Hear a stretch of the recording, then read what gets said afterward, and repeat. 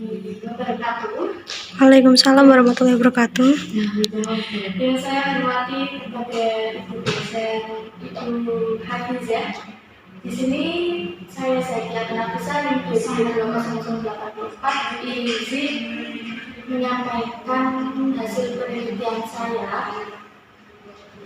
Proposal penelitian metodologi penelitian.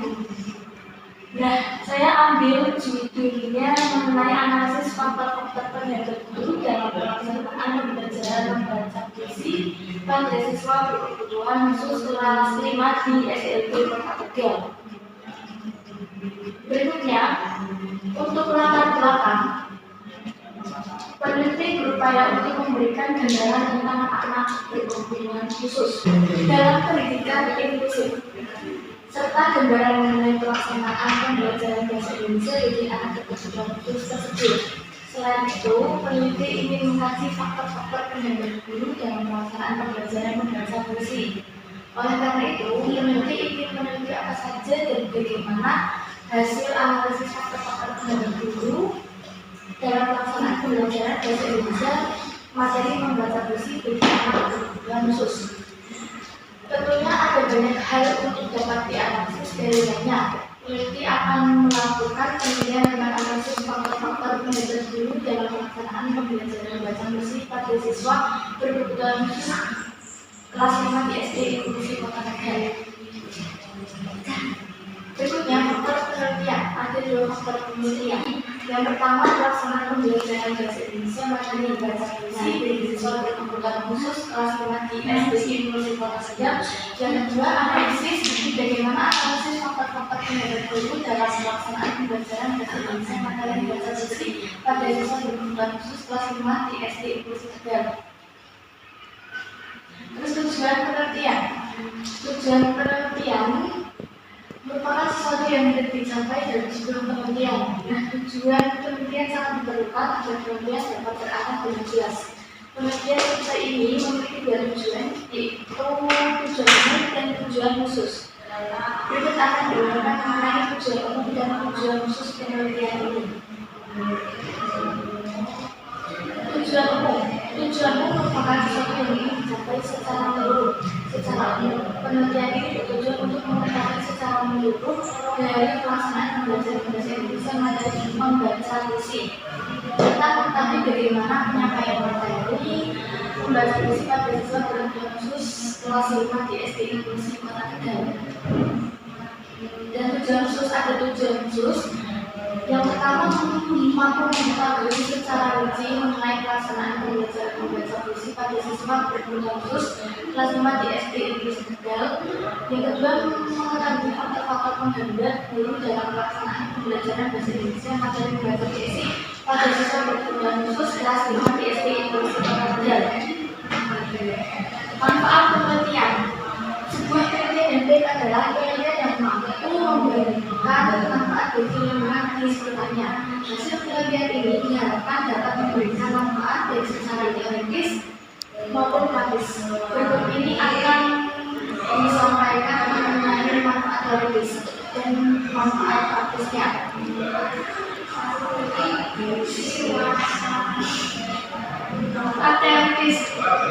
Manfaat teoritis adalah manfaat yang dapat membantu untuk lebih memahami suatu konsep atau teori dalam suatu disiplin ilmu.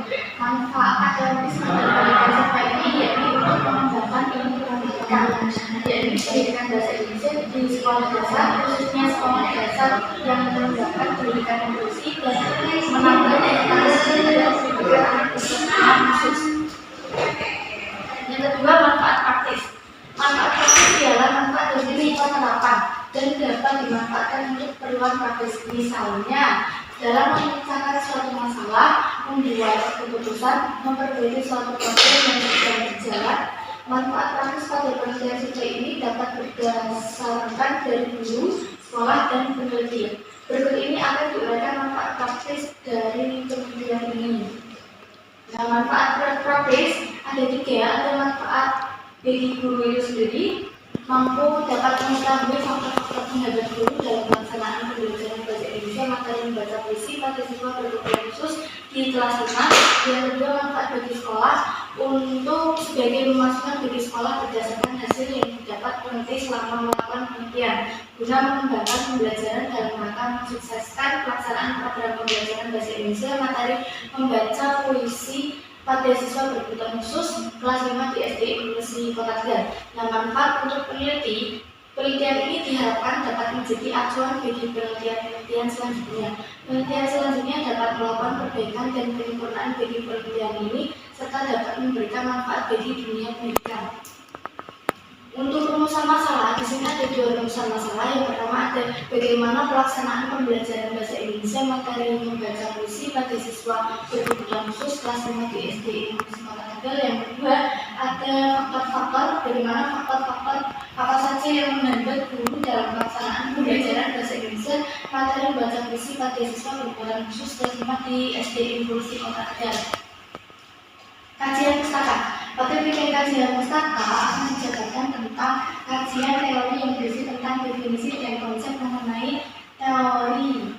Ya, ada kajian empiris yang berisi tentang penelitian lain yang mendukung. Terakhir, penjelasan mengenai kerangka berpikir.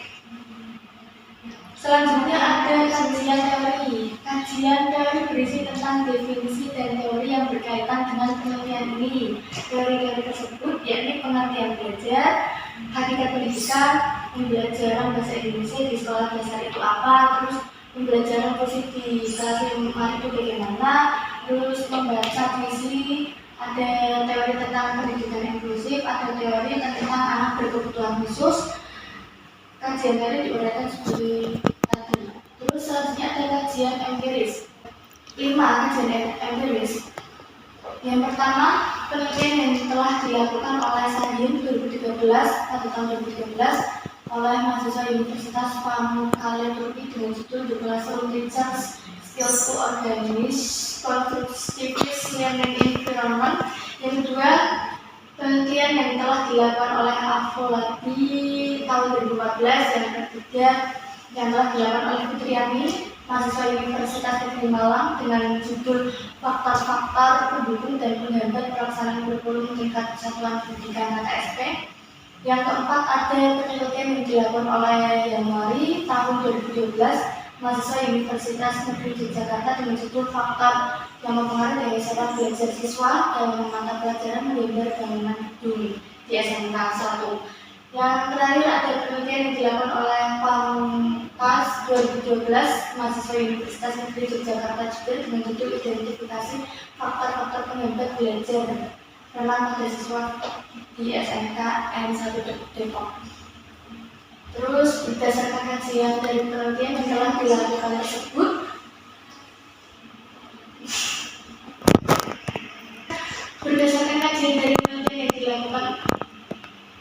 peneliti melakukan penelitian yang belum pernah dilakukan sebelumnya. Peneliti melakukan penelitian dari bahasa Indonesia yaitu mengenai analisis faktor-faktor penghambat guru dalam pelaksanaan pembelajaran Indonesia materi membaca puisi pada siswa berkebutuhan khusus di SD Inklusi Kota Tegal. Terus kerangka berpikir. Di sini ada kerangka berpikir pembelajaran bahasa Indonesia materi membaca puisi kelas 5 itu melalui guru. Terus ada hambatan-hambatan dalam pembelajaran. Terus ada 3 faktor mengenai hambatan pembelajaran tersebut. Yang pertama ada faktor guru, yang kedua ada faktor siswa, yang ketiga ada faktor proses pembelajaran. Terus metodologi penelitian. Pada bagian ini berisi tentang metode penelitian yang digunakan. Metode penelitian pada dasarnya cara ilmiah untuk mendapatkan data dengan tujuan dan kegunaan tertentu. Pada bagian ini terdiri dari jenis penelitian, desain penelitian, subjek penelitian, tempat penelitian, data penelitian, sumber data dan teknik pengumpulan data, validitas dan keabsahan data, serta teknik analisis data. Jenis dan desain penelitian. Metode yang peneliti gunakan dalam penelitian ini yakni menggunakan metode survei di sekolah dasar penyelenggara pendidikan inklusif. Penelitian ini merupakan penelitian deskriptif, kualitatif. Penekanan analisis ini lebih banyak menganalisis permukaan data dengan memperhatikan proses-proses kejadian suatu fenomena tanpa mengurangi tingkat data yang bersifat mendalam. Hal inilah yang banyak dilakukan dalam penelitian sosial dengan berbagai format penelitian kualitatif. Walaupun demikian, deskriptif kualitatif mengadopsi cara berpikir induktif untuk mengimbangi cara berpikir deduktif. Selanjutnya ada data sumber data dan teknik pengumpulan data. Peneliti membutuhkan berbagai kapasitas dan dokumen yang angka tersebut ditentukan sebagai sumber data. Teknik pengumpulan data merupakan hal yang paling penting dipersiapkan sebelum penelitian dilakukan. Hal ini dikarenakan teknik yang tepat akan menghasilkan data yang tepat pula. Terus data yang akan digunakan dalam penelitian ini bersifat kualitatif. Data kualitatif adalah data berbentuk kata-kata dan bukan angka. Data diperoleh melalui studi perpustakaan, pengamatan, observasi, dan wawancara dengan informan dan responden. Yang kedua ada sumber data. Data yang dikumpulkan oleh peneliti merupakan data yang sesuai dengan permasalahan yang sedang diteliti, yaitu faktor penyebab guru dalam pelaksanaan pembelajaran membaca puisi di kelas inklusif. Dalam penelitian ini, data yang diperoleh dibagi menjadi dua macam, yaitu data primer dan data sekunder. Data primer yaitu data yang diperoleh peneliti dalam bentuk kata-kata atau ucapan. Data sekunder diperoleh dari perilaku subjek peneliti yang dituang dalam bentuk tulisan. Teknik pengumpulan data ada tiga. Yang pertama saya menggunakan teknik pengumpulan data dokumentasi, yang kedua ada wawancara, yang ketiga ada observasi. Selanjutnya teknik analisis data itu ada empat teknik analisis data. Ada data collection, data display, terus ada data prediction, atau yang terakhir ada conclusion drawing, ya refining. Udah. Oke, sekian dari presentasi dan hasil penelitian yang telah saya lakukan. Kurang lebihnya saya mohon maaf. Wassalamualaikum warahmatullahi wabarakatuh.